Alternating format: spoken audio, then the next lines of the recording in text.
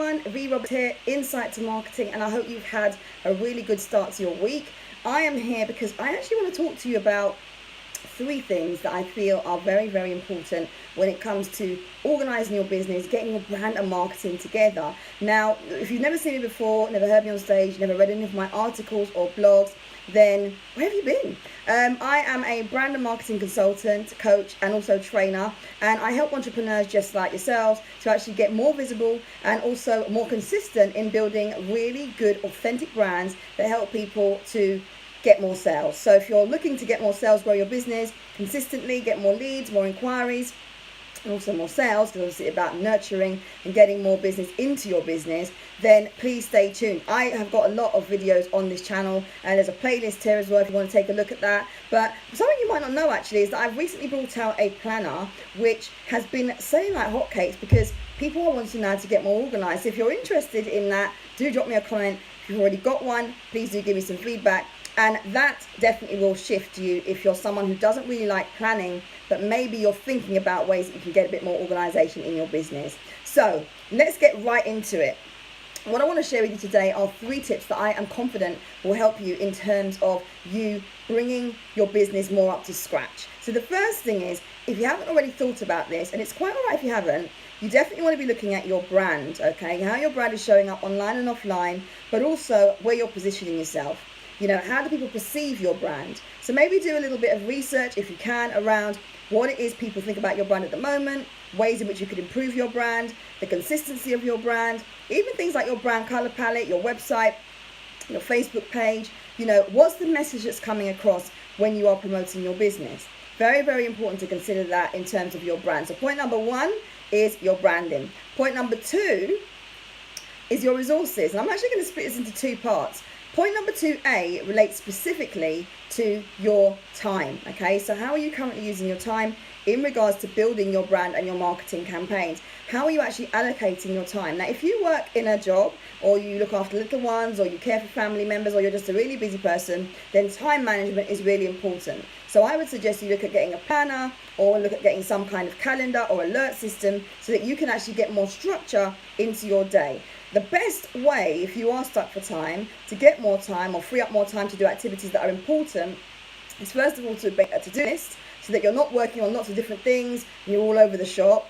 And then actually think about your time that you can allocate to doing those things. So if you know you've got to, make some graphics or create some videos, or maybe you want to write some articles or send off some press releases, or just get in touch with some of your followers on the internet or your connections.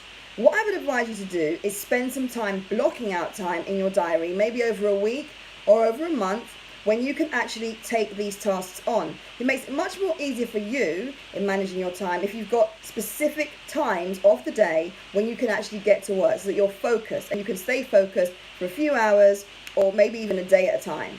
Okay, that was point 2A. Point 2B is thinking about your money. Now, this one is really important to me because a lot of the time as entrepreneurs, we don't actually want to invest in anything. And I know that because when I first started out, particularly if you're a small business owner or working on your own, one of the challenges I had was knowing how to actually get my money together and what to spend it on first. I had business coaches, inviting me to work with them. I had books that I needed to buy. I had training courses that I wanted to attend. And of course, I had networking events as well that I wanted to attend, all of which came at a price. Now, my advice to you would be, look at what you can realistically afford to do when it comes to your time and budget. And this is really important because actually, if you haven't thought about the budget you've got available and you haven't thought about the time you've got available, then you're not really going to be able to focus on anything at set times or periods because 1, you might not have the money to do it, and 2, you wouldn't have actually allocated the time to do it in your diary. So it doesn't matter how busy you are or how much money you've got, and you could have thousands coming in every week. It is important to try and get more organized by actually coordinating your efforts. So as I said, if you've got some kind of budget system, or maybe you've got an idea of what you would like to spend to bring money into your business. So maybe you want to spend money on Facebook ads, or you want to produce some business cards. Maybe you want to do a print advertising campaign or buy some outdoor advertising space. You'll need to have a really good idea of what your budget needs to be to do that. And I'd also suggest, by the way, as an aside, that if you are working with other suppliers like printers, designers, people that are going to be working on your behalf, particularly if it's around design or videography, get quotes. Approach at least 3 suppliers and get quotations so that you can get the most effective quote in terms of costs. And obviously do a like-for-like comparison if you can. And if you have even more time, I would say just draft a little spec or a brief so that people know what it is you need, and that each quote you get is literally being compared by a like-for-like. So that's very, very important, okay? So I'm not sure who's watching live with me, but say hi if you can. Leave me a comment to let me know what you think of the tips, or if you've got any specific questions. But what I would say is the time and the money is really, really important. So once you've got your branding sorted, even before you start working on your plan, you need to realistically ask yourself, how much time have I got? How much money have I got? Because that is going to influence the tactics you use. So, if there's any gurus out there telling you to go away and do funnels, or create websites, or, create an ebook, or, create a whole series of videos, my question to you is, yes, that's great, but think about and consider quite seriously, how much time have you got to promote those things? Once you've written your ebook, how much time have you got to circulate it, to produce and push that evergreen content, to get people to subscribe to your online programs, to get people to attend your events, even a launch? These things take time and money. So be realistic and actually consider how you can actually build your business and be strategic by allocating your resources effectively from day one. Now, the third thing I want to mention is, you've guessed it, planning. The importance of having a plan and actually being confident in knowing what you're going to do and when. And this is really relevant as well to the way you allocate your time and money. So as I said before, if you've considered your branding, you've got a really good handle on how much time you've got to spend, even if it's just 2 days a month, even if it's just, £300 every quarter, it's really sensible to set this out into a plan. You'll feel much better for it. I know this because this is what I've been doing with my clients for the last 22 plus years. Planning will give you more focus, will give you more clarity, because it will really get you to think about who it is you want to connect with. So if you're doing a promotional campaign, one size doesn't fit all. If you want to target young people, okay, great. Where are they based? What kind of income do their parents have? Where do they study? Do they study? Do they work? Where do they work?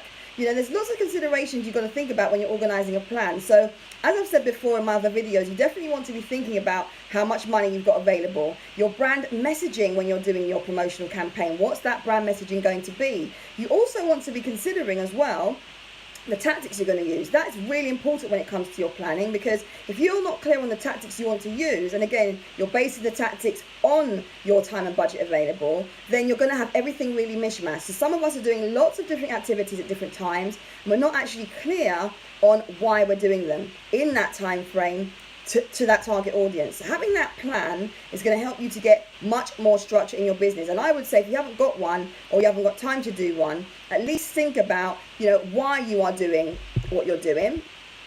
Battery just stopped there. Why you're doing what you're doing. So what are your objectives? What are the financial goals you want? How many units do you want to sell? How many people do you want at your event? How many books are you wanting to get off the bookshelf from that bookstore in a certain time frame? When do you want your web page launched? How many people do you want liking and commenting on your posts via your Facebook page or via your Instagram? Set yourself some measurable goals and put them in your plan, and then actually set out in that plan how it is you're going to use tactics to deliver those goals. And some of them will be financial, some of them may be non-financial, but the more specific you get with actually trying to achieve things, is the better you're going to get in terms of focus and discipline. So I'm just going to recap for you. If you're in business and you haven't yet sorted out your branding, get that organized. Think about things like your color palette, your brand positioning, who you really want to target and why. Think about also, who it is you will appeal to in terms of your brand personality. But also think about the budget you've got, the time and budget you've got in terms of your, business, what you're doing. How much time and money can you spend on actually building your campaigns, on creating materials, on recording your videos, on doing your photography? What have you got available? Because if you aim too high, nothing wrong with being ambitious, you've got to manage your own expectations. You don't want it to be that you want to bring in £1 million within a week, and actually because you haven't got the right budget to do that, or because you haven't allocated the right time or money to do that, you can't achieve it, because that kind of leaves you a little bit deflated. So just be encouraged to get more realistic and more organized.